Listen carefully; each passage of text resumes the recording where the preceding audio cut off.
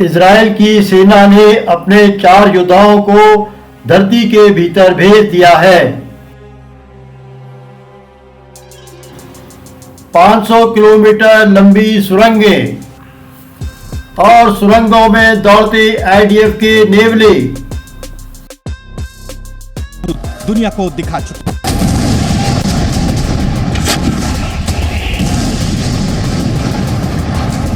पांच 500 किलोमीटर लंबी सुरंगें,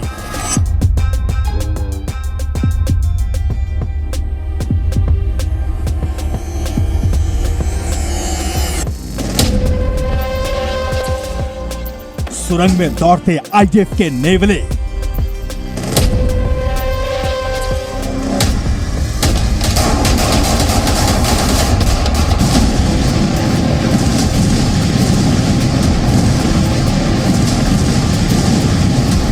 Moscow diamond का डर।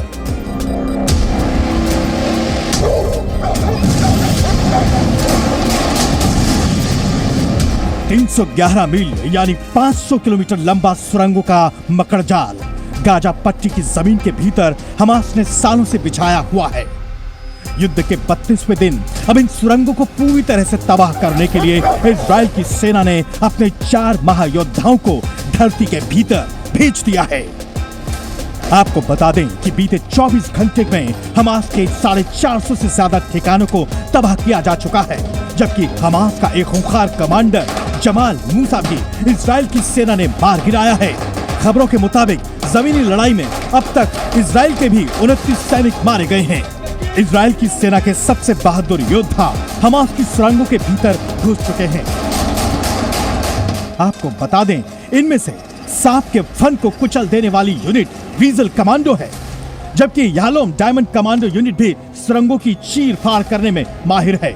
आईडीएफ के स्पेशल केनाइन कुत्ते हमास के आतंकियों को सुरंगों में सूंघ कर मार रहे हैं, जबकि आईडीएफ के जवानों के रोबोट और अटैकर ड्रोन भी उनके साथ हैं।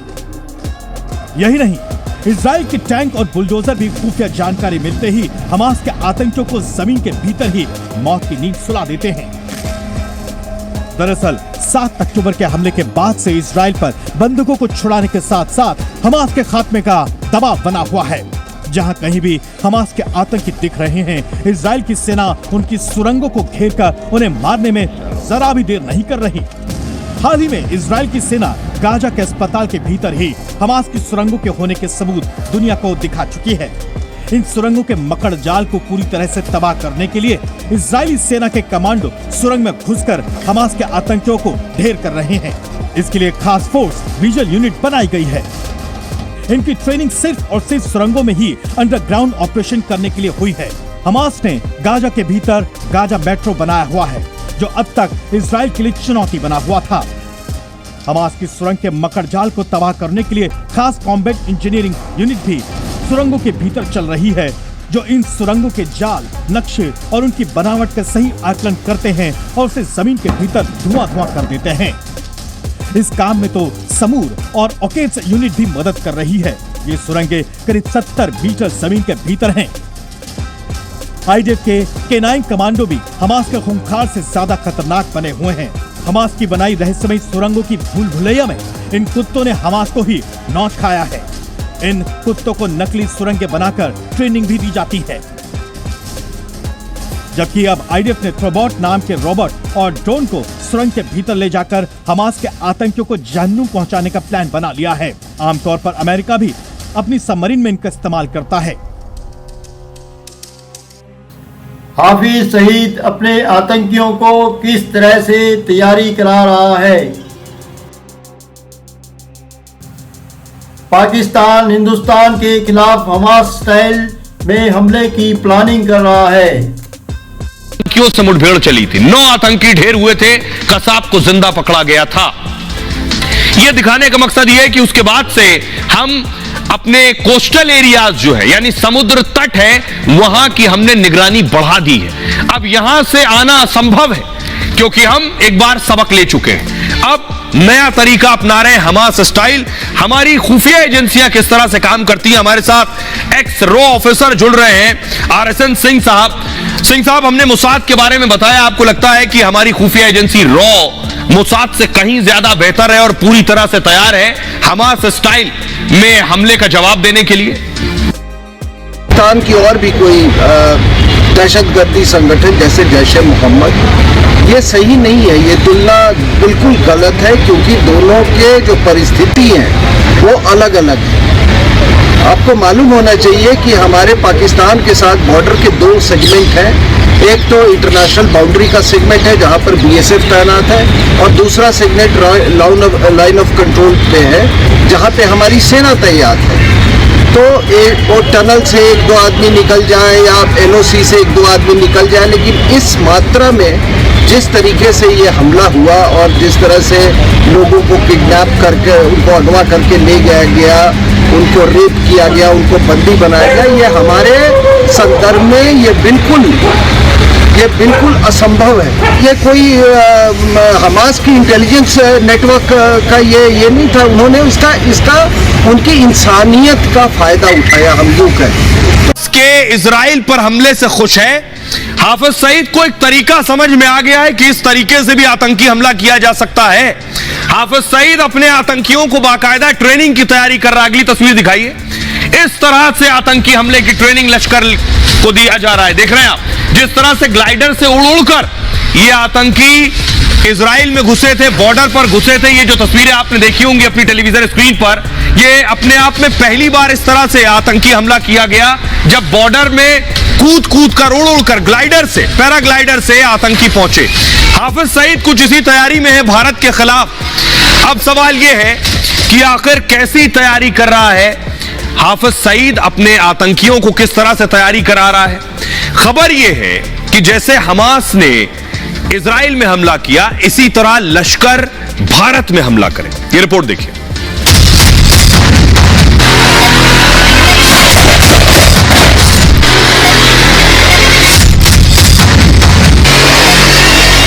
पाकिस्तान हिंदुस्तान के खिलाफ हमास स्टाइल में हमले की प्लानिंग कर रहा है।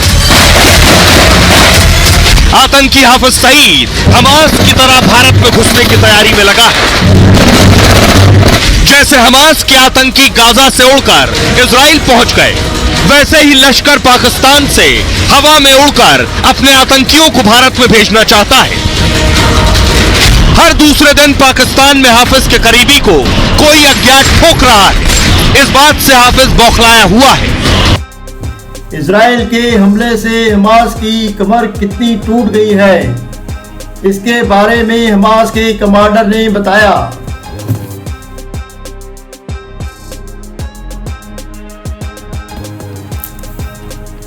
सबसे ज्यादा इजरायली लोगों की क्रूरता के साथ हत्या हुई। एक चौंकाने वाला बयान दिया है। कमांडर ने कहा कि 7 अक्टूबर का हमला इजराइल के आम नागरिकों को टारगेट करने के लिए नहीं किया गया था। इस हमले की शुरुआती प्लानिंग इजरायली सैनिकों को मारने की थी। इसके साथ कुछ इजरायली सैनिकों को बंधक बनाना इस हमले का मेन प्लान था। उसने आगे कहा कि गाजा के बाहर रहने वाले हमास के राजनीतिक नेताओं ने अंतिम समय पर आदेश को बदल दिया। नए आदेश के कारण 1400 से ज़्यादा इजरायली लोगों की क्रूरता के साथ हत्या हुई, जिसमें बच्चे, महिलाएं और बुजुर्ग शामिल थे। इसके अलावा सैकड़ों इजरायली नागरिकों को गाजा में बंधक बना लिया गया। इस आतंकी ने कहा कि मैं 7 अक्टूबर के हमले की योजना बनाने वालों में से एक हूं। हमें उम्मीद नहीं थी कि ऐसा कुछ होगा। हमारी लीडरशिप ने युवा लड़ाकों से बात की। उन्होंने कहा कि जाओ, जो तुम्हें पसंद हो वो करो। उसने यह भी कहा कि सिविलियन इलाके में जाकर 250 लोगों को बंधक बनाने का भी कोई प्लान नहीं था। इस कमांडर का कोड नेम अबू मोहम्मद है। इसने आगे कहा कि हमें सैनिकों के बदले इजराइल की जेल में बंद फिलिस्तीनियों को छुड़ाना था। इसने हमास के नेता यहवा सिनवार पर स्ट्रीट फाइटर की तरह काम करने का भी आरोप लगाया। कमांडर ने भड़कते हुए कहा कि जिन नेताओं ने जो मन में हो वो करो का आदेश दिया था, वह गाजा में नहीं है और ना ही इजराइल के प्रतिशोध का सामना कर रहे हैं। उसने आगे कहा, हमारे बोलने का कारण है कि हम दुनिया के सामने अपनी आवाज़ उठाना चाहते हैं। हमारे गाजा पर बमबारी हो रही है, ये सब हमारे लीडरशिप के कारण है। उसने आगे कहा कि गाजा में हमास के मिलिट्री कमांडर का नेताओं से संपर्क पूरी तरह कट गया है। आज वह बातचीत के लिए प्राचीन काल के दूत पर भरोसा करते हैं। इजराइल के हमलों से हमास की कमर कितनी टूट गई है, इसके बारे में कमांडर ने आगे बताया। उसने कहा कि उनके पास खाने के लिए अब कुछ भी नहीं बचा, सिर्फ कुछ खजूर और जैतून के तेल बचे हैं। रूस परमाणु बमों से हमले करने पर विचार कर रहा है। रूस कई नाटो देशों को खत्म कर सकता है। इजराइल चिंतित है। आपने जाना कि थोड़े दिन पहले, 2 दिन पहले सऊदी अरब में अरब देशों की 50 से ज्यादा मुल्कों की बैठक हुई और उसमें यह तय किया गया कि हमास की मदद कैसे की जाए। ये तमाम चीजें चिंता पैदा करती हैं। इसीलिए बेंजामिन नेतन्याहू ये साफ तौर से कहते नजर आ रहे हैं कि अगर हमारे खिलाफ साजिश हुई तो हम किसी को छोड़ेंगे नहीं। इस धमकी का जमीन पर कितना असर होगा ये तो नहीं पता, लेकिन ये जरूर है कि हमास इस लड़ाई में अकेला नहीं है। ईरान और लेबनान परोक्ष रूप से सामने आ चुके हैं और बाकी के देश क्या कुछ कर रहे हैं ये थोड़ी देर में पता चल जाएगा, क्योंकि जो हथियार जमीन पर इस वक्त गाजा में बरामद हो रहे हैं उसमें से 15 से 20% हथियार ईरान मेड आए हैं, बाकी कुछ होम मेड हैं, कुछ यूरोपियन यूनियन से आए हैं। तो इससे ये जाहिर होता है कि हमास इस लड़ाई में अकेला नहीं है। बहुत वेल प्लान्ड ये लड़ाई थी, बहुत पहले से प्लानिंग की गई थी और तमाम अरब देश इसमें उसका साथ दे रहे थे। बिल्कुल, ये बहुत महत्वपूर्ण जानकारी आपकी तरफ से साझा की गई। इस बीच बड़ी खबर का रुख कर रहे हैं। पूर्वी सीरिया में अमेरिका के एयर स्ट्राइक को लेकर यह खबर सामने आ रही है, जहां डेर एजोर में ताबड़तोड़ बमबारी की गई है। ईरान समर्थित गुटों के ठिकानों पर भीषण हमला किया गया है। हमले में 6 से 7 ईरान समर्थित लड़ाकों के मारे जाने का दावा भी किया जा रहा है। और सीरिया में अमेरिकी बेस पर फिर हमला हुआ है। जोर प्रांत में 2 जगहों पर 15 रॉकेट्स दागे गए। शादादी में सैन्य बेस पर ड्रोन से किया गया अटैक। इराक के अल नुस्बा गुट ने यह हमला किया। इराक के अल नुस्बा गुट ने सीरिया में अमेरिकी हमले का इसे बदला करार दिया है।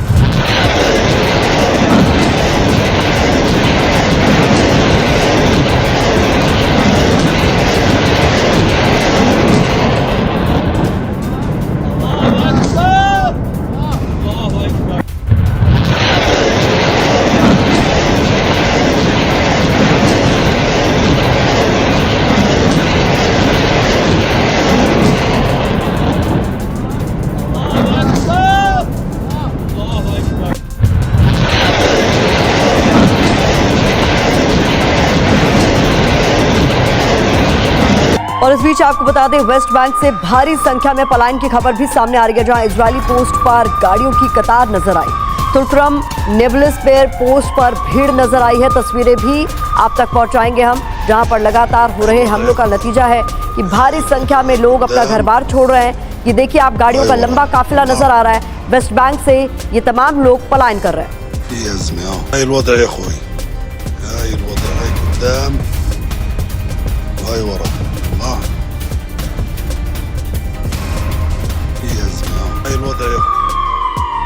और गाजा युद्ध के बीच न्यूक्लियर तबाही का खतरा है। पुतिन के करीबी सैन्य अफसर ने यह किया है दावा।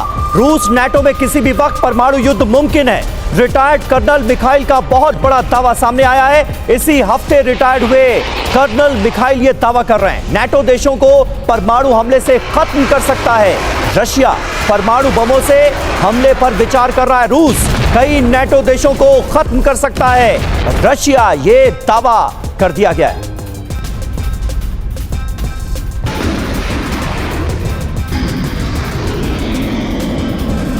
तो कई नाटो देशों को खत्म करने की बात की जा रही है। रूस ऐसा कर सकता है, ये आकलन लगाया गया है, ये दावा किया जा रहा है। पुतिन के एक करीबी सैन्य अफसर की तरफ से ये दावा किया गया है कि परमाणु बमों से हमले पर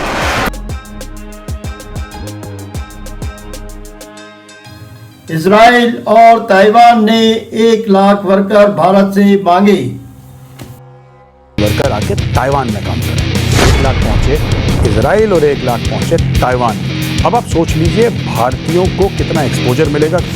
लेकिन चीन थोड़ा सा परेशान है, थोड़ा सा हैरान है और थोड़ा सा जिसको कहते हैं पुराना गाना है कि सीने में जलन आंखों में तूफान चलते हैं। जय हिंद दोस्तों, मैं हूं मेजर गौरवारी और आप देख रहे हैं आज की ताज़ा तरीन खबरें। अच्छा, एक और नई खबर आई है। आपको याद होगा पहले इजराइल ने बोला था कि जो फिलिस्तीनी 90,000 तकरीबन इस युद्ध की वजह से निकाले गए हैं तो उनकी भरपाई करेगा भारत, और भारत का एक का ट्रेंड मैन पावर, जिसमें शामिल इंजीनियर्स, शामिल मैन्युफैक्चरिंग वाले, शामिल ब्लू कॉलर वाले, शामिल ऑल काइंड्स ऑफ वर्कर्स, ये भारत के जाएंगे और इजराइल में काम करेंगे। अब एक नया बयान आया है ताइवान की ओर से, और ताइवान क्या बोल रहा है? ताइवान ये कह रहा है कि साहब हम चाहते हैं कि 1 लाख भारतीय वर्कर आके ताइवान में काम करें। और क्यों काम करें ताइवान में? ताइवान में इसलिए काम करें क्योंकि ताइवान में अब वर्कर्स की कमी है, और इसमें भी मिक्स एंड मैच है दोस्तों। कुछ ब्लू कॉलर के वर्कर हैं जो कि एक नॉर्मल काम करेंगे एक सर्टेन लेवल का, कुछ इंजीनियर्स हैं, कुछ डॉक्टर्स हैं, अलग अलग मिला मुलू के ताइवान जाएंगे तकरीबन 1 लाख भारतीय। तो 1 लाख पहुंचे इजराइल और 1 लाख पहुंचे ताइवान। अब आप सोच लीजिए भारतीयों को कितना एक्सपोजर मिलेगा, क्योंकि आज तक जॉब्स के लिए ज्यादातर जब भारतीय जाते थे, जॉब्स की बात कर रहा हूं मैं दोस्तों, वरना इमिग्रेशन या सेटल डाउन होने के लिए तो फिर आप पूरा यूरोप है, फिर कनाडा है, ऑस्ट्रेलिया है, यूएस, यूके, दुनिया भर की चीजें हैं, लेकिन मैं सिर्फ जॉब्स की बात कर रहा हूं तो ज्यादातर गल्फ की बात होती थी। सऊदी अरब है, दुबई है, यहां पे लोग काम करते थे, वापस आते थे। अब दो और डेस्टिनेशंस खुल गई हैं भारत के लिए, अपनी इजराइल और दूसरा हो गया ताइवान। अच्छा, इससे और फायदा होगा, भारत में आएगा रेमिटेंस, भारत में आएगा अरबों डॉलर का फॉरेन एक्सचेंज दोस्तों। लेकिन चीन थोड़ा सा परेशान है, थोड़ा सा हैरान है, और थोड़ा सा जिसको कहते हैं ना, पुराना गाना है कि सीने में जलन आंखों में तूफान सा क्यों है। अब चीन को यह लग रहा है कि 1 लाख भारतीय उसके सर पे आके बैठ जाएंगे। ये कौन है? शक की नजर से चीन का पुराना मामला है, शक की नजर से देखता है। अब चीन को लग रहा है कौन भारतीय हैं। अगर सिर्फ वहां पे लेबर जाना है या सिर्फ डॉक्टर जाने हैं, इंजीनियर जाना है, वो तो अलग बात है, लेकिन चीन को ऐसा लगता है कि इसके साथ, इस मिलीजुली सरकार के साथ बहुत लोग अंदर ताइवान के दाखिल हो जाएंगे, और ताइवान बिल्कुल जिसको कहते हैं ना चीन के साथ सटा हुआ है।